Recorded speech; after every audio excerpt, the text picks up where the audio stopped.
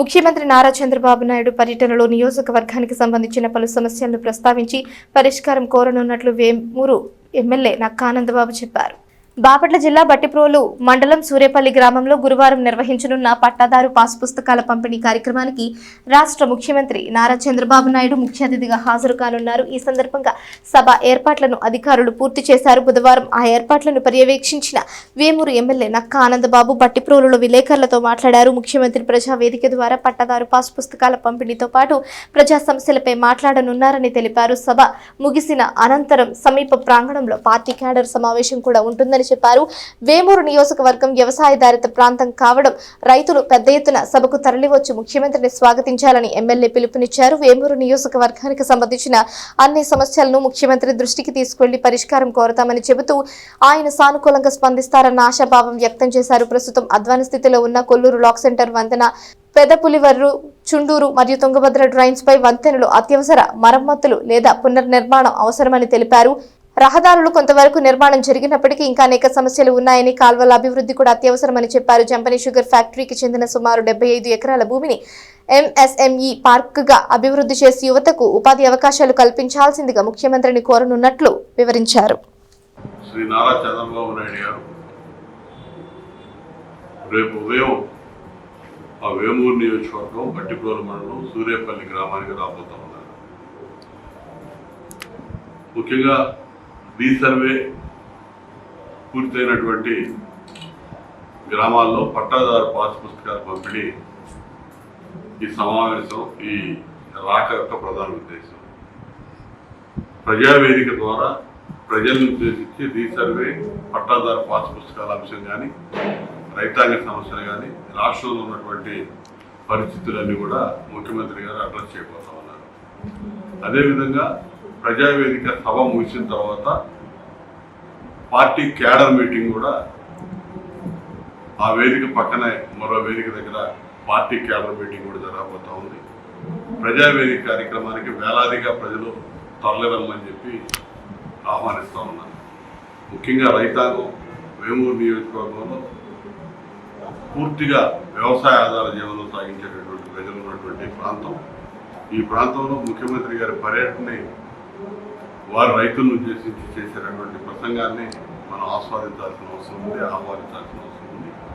ఈ అంశాన్ని ఏమన్నా మనకు సమస్యలు కూడా ముఖ్యమంత్రి గారి దృష్టికి తీసుకెళ్ళడానికి నేను కూడా నోటంతా కూడా సిద్ధం చేసుకుంటా ఉన్నాను.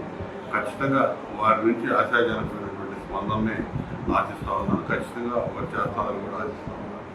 ఇవన్నీ కూడా ప్రజలు కూడా, ఎందుకంటే మొట్టమొదటిసారిగా ఈ 22 నెలల పరిపాలన తర్వాత కూటమి ప్రభుత్వం చంద్రబాబు నాయుడు గారి నాయకత్వంలో ఏర్పడ్డాక మన నియోజకవర్గంలో జరుగుతున్నటువంటి మొట్టమొదటి పర్యటన కాబట్టి దీన్ని దిగ్విజయం చేయడానికి తెలుగుదేశం పార్టీ, కూటమి పార్టీల శ్రేణులు, ఇతర రైతు సోదరులందరూ కూడా దిగ్విజయం చేయమని చెప్పి పిలిపిస్తూ ఉన్నాను. ఇలా మనం ప్రధానంగా ఎదుర్కొన్నటువంటి సమస్యలు కూడా, కొన్ని సమస్యలు ఉన్న నియోజకవర్గంలో వాటిని ముఖ్యమంత్రి గారి దృష్టికి కూడా తీసుకెళ్ళడానికి నేను సిద్ధంగా ఉన్నాను. ఇరిగేషన్ కెనాల్స్ మీద కొంచెం అధ్వాన స్థితిలో ఉన్నటువంటి వంతెనల నిర్మాణం కోరాల్సిన అవసరం ఉంది. కొల్లూరు లాకుల దగ్గర కానీ, పెదపులేరు కానీ, చుండూరులో కానీ, ఈ తుంగభద్ర రైలు మీద, బ్యాంక్ కెనాల్ మీద ఉన్నటువంటి వంతెనలు కూలిపోయే ప్రమాదం కనపడతా ఉంది. ఆ వంతెన స్థానంలో కొత్త వంతెనల నిర్మాణానికి నిధులు కేటాయింపు కానీ, డెల్టా ప్రాంతంలో ఉన్నటువంటి మన ప్రాంతం రోడ్లు కొంచెం ఈ మన ప్రభుత్వం వచ్చిన తర్వాత బాగు చేసుకున్న చాలా వరకు మిగిలిన బాగున్నటువంటి రోడ్ల నిర్మాణానికి కూడా నిధులు అడగాలి. అదేవిధంగా ఇరిగేషను, కాలువలు, డీసిల్టింగ్ పనులకు కానీ, డ్రైనేజ్ వ్యవస్థ బాగు చేయడానికి కానీ కొన్ని ప్రణాళికలు సిద్ధం చేశాం. దానికి సంబంధించి కూడా నిధులు అడగాలని చెప్పి ముఖ్యమంత్రి గారిని నేను సిద్ధం చేయడం జరిగింది. అదేవిధంగా NVR sugar factory, Jampani sugar factory already close అయిపోయింది, లిక్విడేషన్కి వెళ్ళిపోయింది. ఆ ప్లేస్లో దానికి ఉన్నటువంటి కొద్ది సమస్యలు ప్రభుత్వం, ముఖ్యమంత్రి గారు పరిష్కరించి ఆ స్థలం దాదాపు 77 ఎకరాల స్థలం ఉంది. దాన్ని ఏదైనా ఎంఎస్ఎంఈ పార్క్ కింద మార్చి ఇక్కడ స్థానికంగా ఉన్నటువంటి యువతరానికి, నిరుద్యోగులకి ఆ ఎంఎస్ఎంఈ పార్క్ ద్వారా పారిశ్రామిక అభివృద్ధికి కూడా తోడ్పాటు అందించమని ముఖ్యమంత్రి గారిని కోరాలనుకుంటున్నాను. ఇవన్నీ కూడా మన సమస్యలు ముఖ్యమంత్రి గారి దృష్టికి తీసుకెళ్తాను. సమస్యలతో పాటు 22 నెలల కాలంలో చేసినటువంటి ప్రగతి కూడా ముఖ్యమంత్రి గారు 5 సంవత్సరాలు నిర్లక్ష్యానికి గురైనటువంటి ప్రాంతం ఈ 22 నెలల కాలంలో ఇంటర్నల్ రోడ్స్ కానీ, సీసీ రోడ్ల నిర్మాణం కానీ, ఆఖరికి పొలాలకు వెళ్ళే డొంక రోడ్ల నిర్మాణం కూడా దాదాపు 15 కోట్ల రూపాయల ఎన్ఆర్ఈజీఎస్ నిధులతో పూర్తి చేసాం.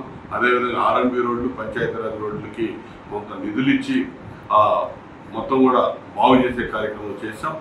కొన్ని నిధులు కూడా టెండర్ దశలో ఉన్నాయి. మొత్తం కూడా పిలిచి ఆర్ఎన్బి పంచాయతీరాజ్ రోడ్లకు సంబంధించి కొన్ని నిధులు శాంక్షన్ అయి ఉన్నాయి.